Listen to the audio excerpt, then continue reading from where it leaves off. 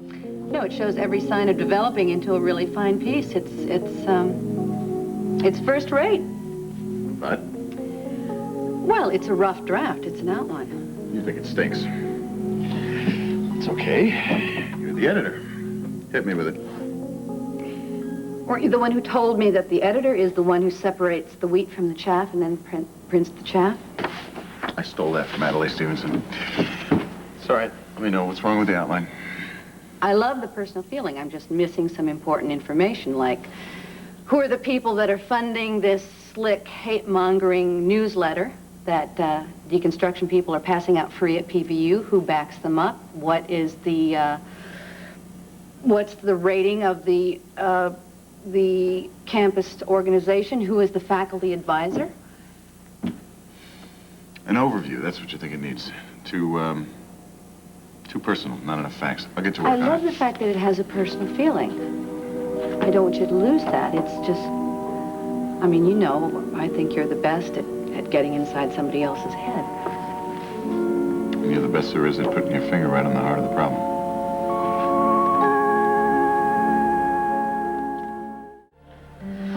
I want to know which public and private institutions are funding deconstruction's, you know, particular type of bigotry and why. And, you know, are tax dollars involved? All right, I'll get back to you with the answers. Unless you want to do some digging with me.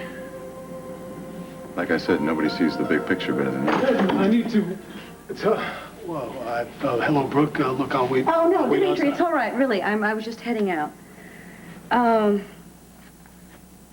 Thanks for asking. I'm a little busy. My plate's rather full right now. We're finished. Thanks for the input. I'll see you later. Bye. Whoa, looks like I blew that. I mean, she was here, you were getting along. We were working, okay? On a piece, racism. And you heard her, she was busy, and so was I. So, if you're here to talk to me about those wedding vows... It's not about the vows, Edmund. I dropped by because I wanted... What, can't I just drop by? No. What's the ulterior motive? I needed to talk to someone. Why I came here, I don't know. Let's explore that. Come on, please. The doctor is in. Have a seat. Make yourself comfortable. You, seem to be getting a kick out of this. Well, you know, nothing gives me more pleasure than telling my brother how he has screwed up yet again with Erica. Now, what's the crisis this time? You want a honeymoon in Buda? She wants to in Pest? Wait, Edmund, this is serious. Erica needs my help. I don't know how to cope with it. All right, start at the beginning. I'm listening. All right. A long time ago, when Erica was a child herself, she had a baby, a girl that she gave up for adoption, and that daughter is here now, Edmund. She has come back. Kendall? The mouse? Erica's loyal slave? That Kendall is Erica's daughter? Yeah, she's no mouse, and she's not loyal anymore. And Erica had no idea? No. I've never seen anything hit her like this, Edmund. I mean, she's reeling. And Kendall just spit in her face. Maybe she thinks she's entitled, you know, because of what Erica did to her? Well, does she have any idea what she's doing to Erica? Maybe she knows exactly what she's doing. Maybe that's the point. You know, as hard as it may be for you to believe, some people don't get mad, they get even. Edmund, she's a child. Kendall came to this town with a mission to try to sabotage the wedding. When that didn't work out, she took dead aim right at her biological mother and hit her right between the eyes with the news, and then left town. Kendall hasn't left town. Thanks to Charlie and Haley, we found her at the Pinecone Motel. Erica went there last night, tried to talk to her, but... No dice? She won't take help from anyone. And this is killing Erica, huh?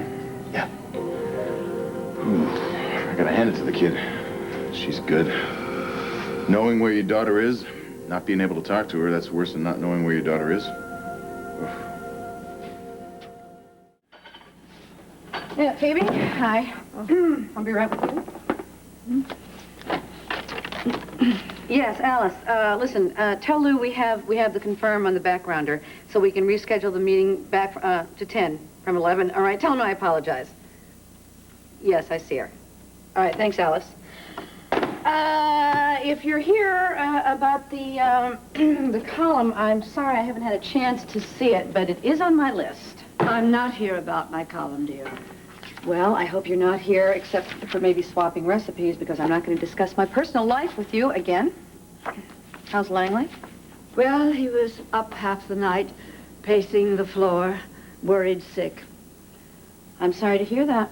He finally fell asleep a little after midnight, lucky man, but I was up until dawn, trying to think of some way to make you listen to me. Aunt Phoebe, I can't take this, okay? I know, dear. I've let you down too many times. I've meddled and interfered once too often. I'm the aunt who cried wolf too many times, and now you don't trust me. I can't reach you. Might I suggest, if you didn't sleep well last night, that you go home and you have a nap? I stand before you, Brooke, a woman who's humbled, freely admitting all of my sins from the past. And Mrs. Valentine will give you a nice warm glass of milk. Only I'd kept my mouth shut instead of interfering too many times about every young man that came along calling. Then maybe I could reach you now and you'd listen. And you'd believe that I say this because I love you so very much. And I know that marrying Tad would be the worst mistake of your life. Really? Really, really, really? Is that because Tad is only marrying me so that he can show Dixie in this whole town what a hotshot he is, and not that he loves me, but because he only wants custody and control of his son? Is that why? I'm sorry, dear, but yes. So that's what Edmund is up to. To my face, he's Mr. Professional Journalist, and behind my back, he's working on you. He's done no such thing. I say this out of my own concern for you and your happiness. And I know that Tad can't make you happy, because you need a man who loves you just as much as you love him. I have that. Yes, indeed you do.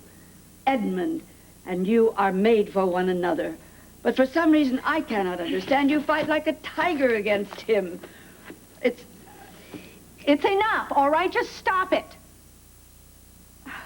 Brooke, I know that you said you feel guilty because Tad missed the first 2 years of Jamie's life, but that does not obligate you for a lifetime. You love Edmund. It's enough, all right? It is enough. I don't want another word about this. I am marrying Tad. I don't care what you think. I don't care what Edmund thinks or what his shrink thinks. It's my life, all right? It's my life, and I am taking control of it. And you can just take your opinions and keep them to yourself. And if you can't do that, stay clear of me. Is that clear? I can't watch you give yourself in holy wedlock to a man you don't love and who doesn't love you. Why can't you just be happy for me? I don't understand. I am marrying my son's father. Why can't you just respect my decision and dance at my wedding? I cannot and I will not be a witness to that desecration. That's fine. That's fine. We just want to invite you, all right? Before you leave this office, all right? Before you go running back to Edmund, I want to tell you the final truth. That is, Tad and I love each other more than you could possibly imagine, and we will prove it, all right? So why don't you put that in your spy pouch? Take it back to Edmund. I'm leaving the office now. I'm going over to Tad's so we can plan some wedding details. I am booting you out of here. Brooke and I are going to get married one way or another, and the last thing we need right now is you running around cheerleading for Dixie. We need it about as much as an earthquake. Just hush up, darling. You've got company.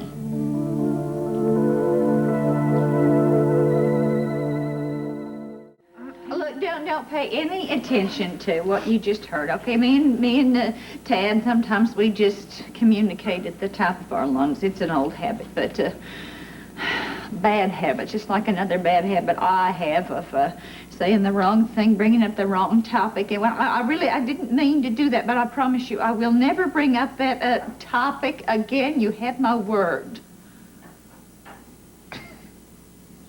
Well, I, for one, am glad you're here. Well, I just came by to go over some details, but I can come back later, really. Please, stay. You're not going anywhere. Besides, Opal's got a lot to do, don't you, Mama? I want you to use my driver. I want you to go hit up a couple real estate companies, have them show you anything you want. Doesn't matter how much they cost, I'll pay for it. You are moving out today. Yeah, it's me. Do me a favor, send the car around, okay? The front. Come on, Mama. Chop, chop.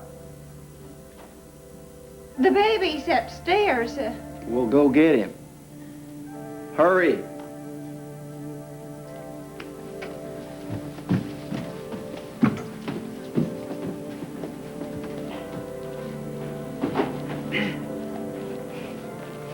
She's still going on about Dixie?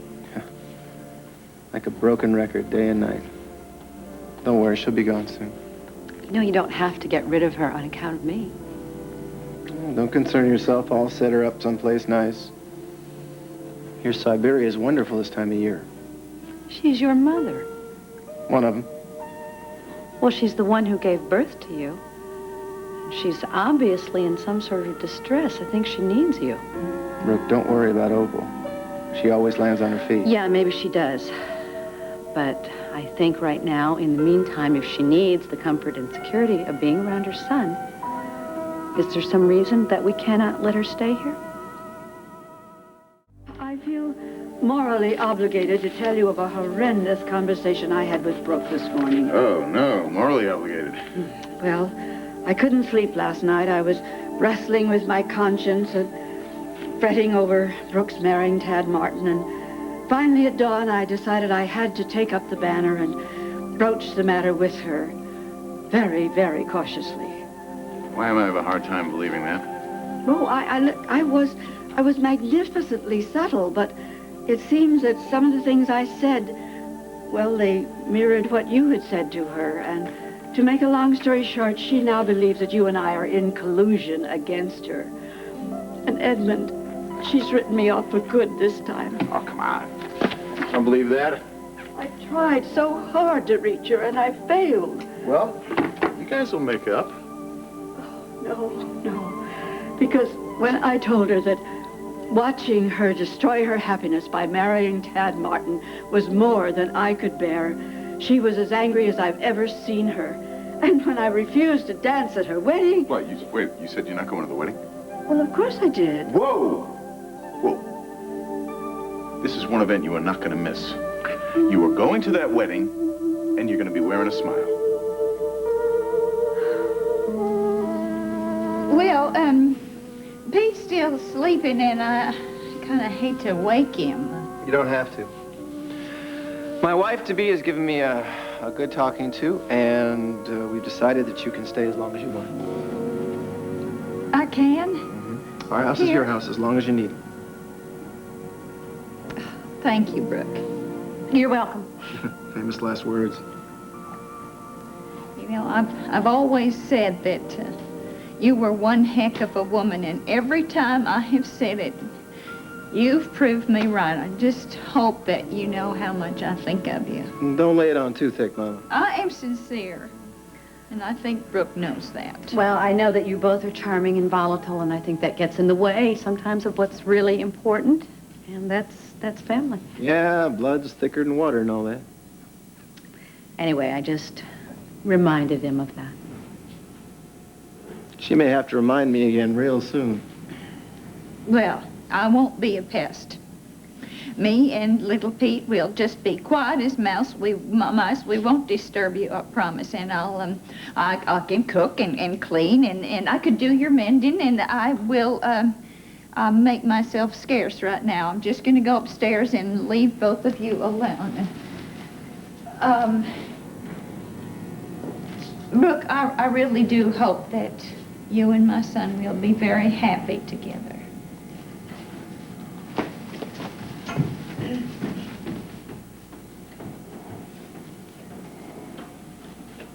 Well, that wasn't so bad, was it? Depends on how you look at it. I cannot believe it. You are actually winning over my mother. Oh, no. Opal is not won over. She's just being gracious, believe me. My mother? Your mother. still thinks that our marriage is a very big mistake, along with 99% of all of our friends. So what? So that's a lot of people. You're not having second thoughts about getting married, are you? I just wish I could tell somebody that we're getting married and have their reaction be some, really genuinely overjoyed. You want to see overjoyed? Then check this out. Take a good long look, Miss English, because this is exactly what joy looks like.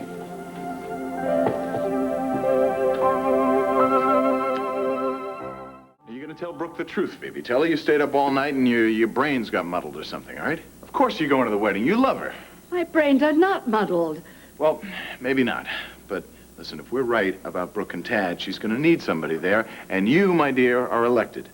But Edmund... No, you were wrong. Now, you admit it. You were going to that wedding, and you were going to stand by your niece. Any questions? Oh, Edmund, you are a wise man. Yeah, I'm a saint. Tell me, how could Brooke be so stupid? Beats me. What are you going to do? I'm going to do my job. Later, beautiful.